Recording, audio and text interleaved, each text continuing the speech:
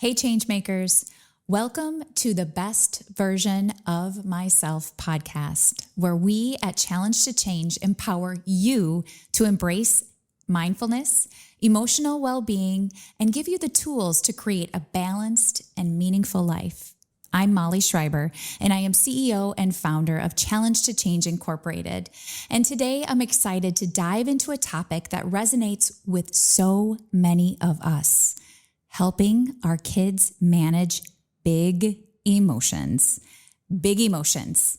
We'll explore today practical tools and strategies that can help your children identify, process, and regulate their emotions. Plus, we'll talk about how yoga and mindfulness can play a role in teaching emotional intelligence. Big emotions, my friends, are experienced by our littlest people.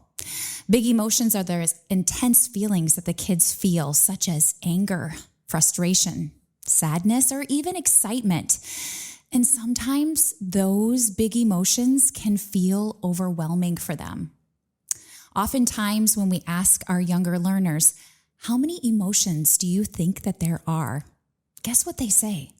They say there are 3. And those 3 emotions that they say are happy, sad, and mad. That's how they see us as adults expressing our emotions.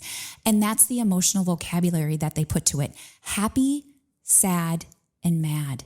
But my friends, change makers, there are actually over 5,000 different emotions that we experience. 5,000.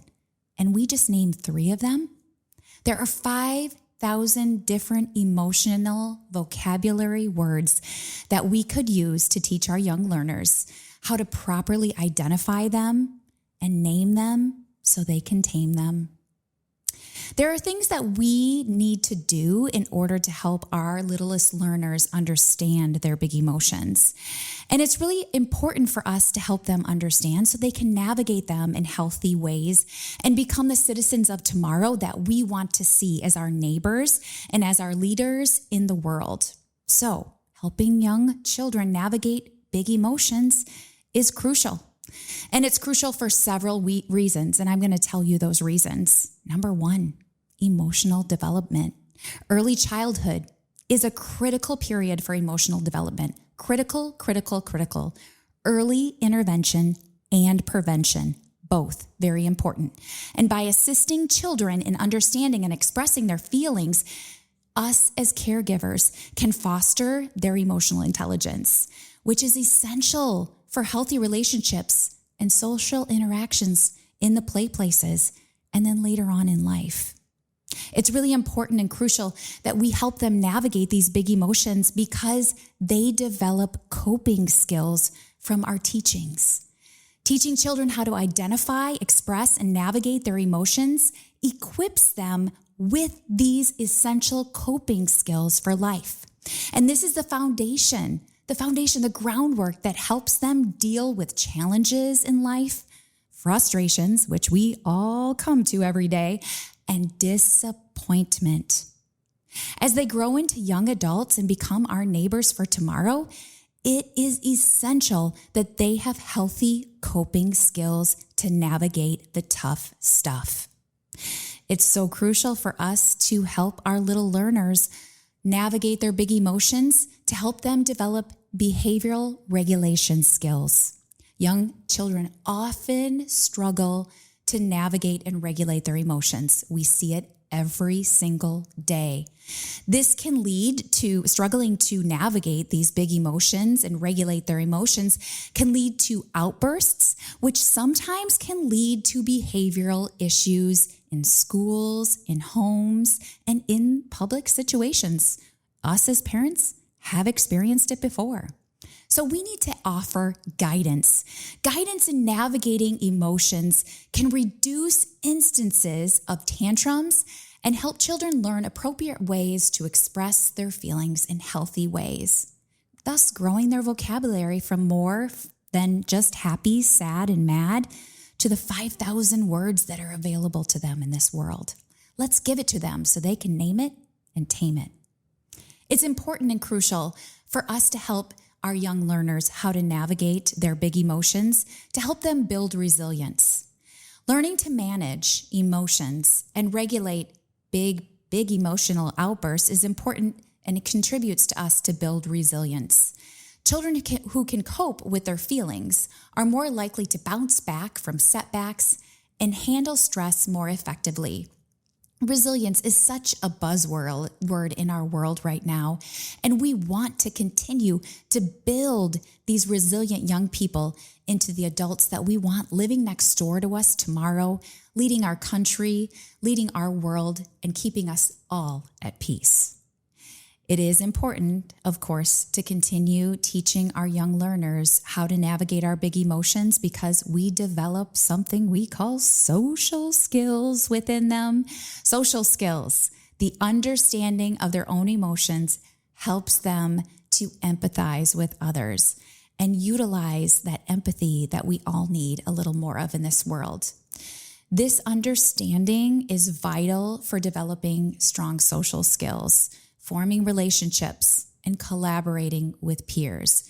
Teaching them to play in healthy ways is teaching them how to be present in the moment and how to play with adults effectively and efficiently as they get older. And we all want to play fair, and we all want to play kind, right? This makes us have strong leaders in our tomorrow. And it goes without saying that it is important for us to make sure we're teaching our young learners how to navigate their big emotions for their overall mental health. Early intervention and emotional support can mitigate the risk of mental health issues later on in life. By teaching children that all emotions that they have are valid, yet providing them strategies for dealing with them, the caregivers can then help promote overall well-being. So we want to build healthy mental health, brain health support for the future, but we need to make sure that we are teaching it to them while they're calm and supporting them as they navigate the big ones that come up. It's important for us to make sure that we are helping our young learners with their big emotions, because it helps us communicate together, and it helps them to develop their communication skills of tomorrow.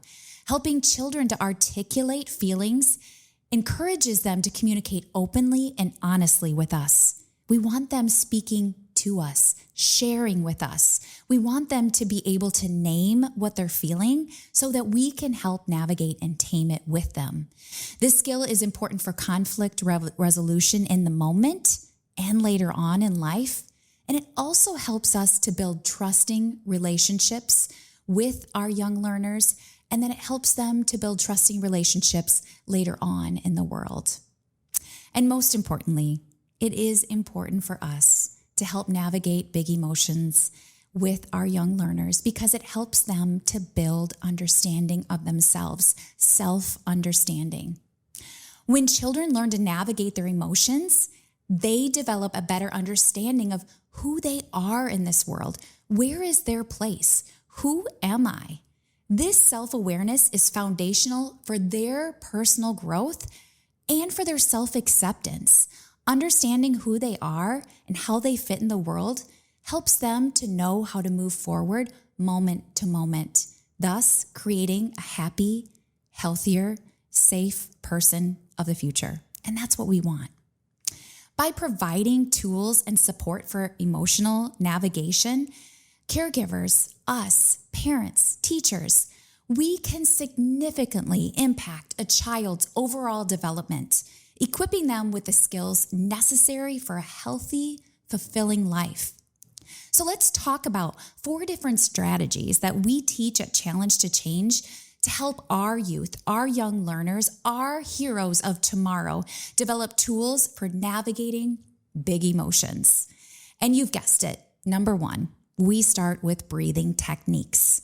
If you have experienced any of our mindful education in the schools programming, you know that we have 5 parts of practice.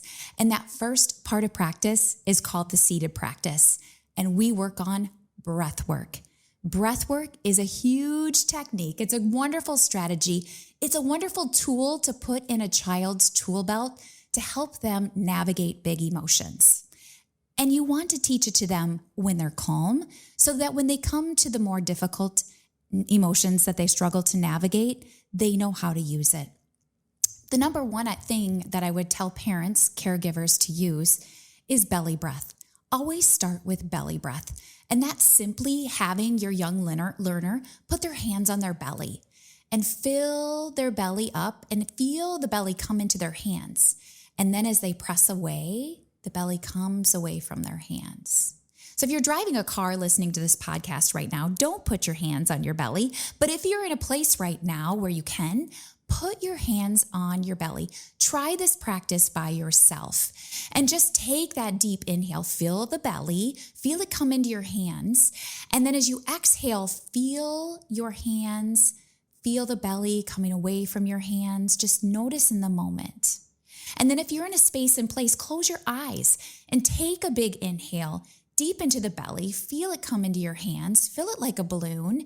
And then when you exhale, feel it come away from your hands. Let's do that 2 more times. Fill the belly, deep inhale, exhale, let it go. Feel the belly come away from your hands. And then 1 more time. Fill the belly and release the breath. Taking 5 deep breaths and teaching our young learners to take 5 deep breaths can be absolutely magic for us, magic for tomorrow, magic for them in the moment, and giving them a tool in their tool belt that they can use as they navigate big emotions. If they're feeling really energized, another great type of breath work to use is called dragon breath, and it's exactly how it sounds, and it's where kids take deep breaths in and then they exhale out like they're breathing fire like a dragon. And it's exactly like it sounds. It's a fun and engaging way for them to get rid of excess energy, or if they're feeling any anger or frustration, to let it go out of the body and release tension from their physical body, from their mental mind, and their emotions. So let's do this. Exhale completely out. And then take a big inhale, fill the belly. And then exhale, even stick your tongue out like you're breathing fire. Let it go. If you're in the car driving, release it. It's great for tension release. Let's do that 3 more times. Inhale, breathe it in. Exhale, let it go. Stick your tongue out. Breathe the fire. Let it go. 2 more times. Breathe in. Let it go. Breathe out that fire, you dragons.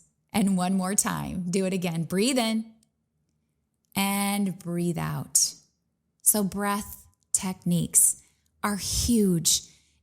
It's a huge tool that we can teach our young learners to help them when it comes time to navigate those big emotions. Another tool that we have at Challenge to Change that we teach our young learners is mindful movement. So again, going back to our mindful education in the schools program, you know that we always incorporate movement into any of our lessons. And the modality for movement that we use most of the time is yoga. Introducing yoga poses like child's pose or tree pose, some deep grounding poses, allows our children to be calm and connected to their bodies in the moment. When children are moving their physical bodies, they are not focusing on reproducing the big emotion that they're feeling. So when you ask a child to go into downward dog, when you ask a child to go into tree pose, when you ask a child to raise their hands over their head, their mind is not in that emotion they're feeling. Their mind goes to their physical body and it distracts them.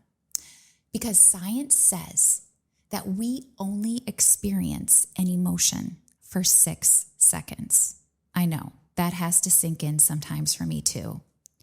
After that 6 seconds passes, we either consciously or unconsciously replicate that emotion over and over again, thus taking us down the rabbit hole of anger, of frustration, of anxiety, of fear, instead of allowing us to name it, tame it, or move our bodies physically to release that emotion, to allow it to go to a space and place that it's serving better, and allow a new emotion to come in.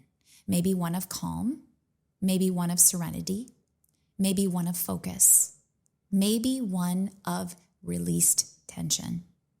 So yoga is a modality that we use for mindful movement to help our young learners navigate big emotions. When we practice physical movement at Challenge to Change or yoga with our young learners, we teach them practicing mindfulness through coming to the present moment within our body. So take time before your young learner, the child that you care for, the child that you teach, before they come to emotions that are so big that it's difficult for them to navigate, take time to teach them these practical, preventative tools. You won't regret it. Another thing that we do at Challenge to Change is using emotional identification activities. One example that we have at Challenge to Change is our emotions chart. If you want to check out our emotions chart, you can find it on our website for free at www.challengetochange.inc.com, or you can usually find it on some of our social media posts or email any of us and we'll send you a copy of it. But simply what it is it's a chart to help your young learner raise their emotional vocabulary. We also have emotion cards at Challenge to Change that we use in a lot of our lessons to help them name their emotions efficiently and effectively so that they can navigate them. Because when we can label it correctly, we can usually tame it more effectively. So check out our emotions chart that we have on social media or at our website. And also, if you want to look at our emotions card deck that we use with our young learners, you can find that in our store on our website. And now that brings us to our favorite tool that we use at Challenge to Change to help our young learners navigate their big emotions. And we call it the Moody Cow Jar or the Calming Jar. And the Calming Jar is simply made with glitter, glycerin, a tiny dollop of soap, and glitter. Glitter is magical for everything. And when shaken, and when you put these things together in a jar, and when shaken, the glitter swirls like crazy, like our thoughts do sometimes. And it just mimics what the brain might be feeling when we're feeling lots of emotions and we're feeling all the big things in our body, in our mind, and we're struggling to navigate the big emotions. It's mimicked with the glitter going all over the place in crazy ways. But if we simply watch it and breathe, all of the glitter settles down, thus taking the kids' level of big emotions down. So we make these oftentimes in our studio classes at Challenge to Change, and we use the Moody Cow Jar to help kids navigate big emotions. So we let them make it, and they can even use different colors of glitter to represent different emotions that they're using. So maybe red represents anger for them, green represents envy, maybe blue represents sadness, and gold represents happiness. And we allow them to make their Moody Cow Jar, and then we teach them how to use it so that when they navigate the big emotions, they know how to use it effectively and efficiently so they can go to their room, pull out their Moody Cow Jar, shake it up to represent the emotions going through their body and the way their brain feels. And then we teach them how to use belly breath, how to lay on their bellies, stack their hands and place their chin on their hands, and take those deep belly breaths. They feel their belly press into the ground on the inhale, and on the exhale, they feel it come away as they watch the glitter settle down to the bottom of the jar. After 5 rounds of Moody Cow breathing, we say your child is a new child. Give it a try. Glycerin, soap, water, and glitter. It's magic. My advice for the best way to help your kiddos manage big emotions is really to make it fun and engaging. And the Moody Cow Jar is one of those ways to make it fun and engaging. And to teach them how to navigate their big emotions before they experience the big emotions so that the tools are already in their tool belt. We don't want to try to teach them while they're in the frustrated moment, while they're in the angry moment, or when they're upset or even throwing a tantrum. We want to teach these strategies preventatively. And at Challenge to Change, we have so many practical, preventative ways to teach your children so that when they come to the big emotions moments, they are ready to navigate them with you. We encourage you also to make mindfulness and make navigating their big emotions fun and engaging while you teach it so that it's fun and they laugh and they giggle and they learn and they connect with you and they breathe with you. And then when it comes time, when it's the difficult times, they remember the good times they had with you learning these tools. Some ways of doing that in fun and engaging ways are play like a mindful listening game. Again, at our 5 parts of practice in our mindful education in the schools programming, we start with what's called seated practice. And during seated practice, we have children use a mudra or simply sit and breathe and listen. So have your kids do exactly that. Have them close their eyes and just focus on the sounds around them and allow them to have that moment to shift their focus to relax. And do it with them. Make it fun and engaging. Practice those things together. Make it fun and engaging. Make it a time of connection. Try balloon breaths with them where your kids are imagining and you're playing a game with them where their belly's like a balloon and it's filling like a balloon. And then when they exhale, they can even make it an audible sound. So it's silly. And then when the big emotion times come up, they remember that connection time. They remember how you were silly with them. Do that with them. Give it a try. Practice yoga with them. Remember, take that time to really connect and combine physical movement and mindfulness and make it a powerful tool for emotional regulation during those big times. Teach your kids how to connect their breath and their body and create a sense of navigating those big emotions through physical movement. Like for high energy poses, high energy times, do big poses like downward dog. Have them even pretend like they're a dog. Like have them pant like a dog. Have them bark like a dog. And then do cat-cow and have them do the same thing. Make it silly, fun, and engaging so that when they come to those big times, when they have to navigate those big emotions, they're ready for it. They know what to do, and they know that you are with them doing it. Today, we explored why it's important to address big emotions, why it's important to address big emotions for our young learners, for our kids, and how tools like breathing exercises, mindful movement, and yoga can be so beneficial.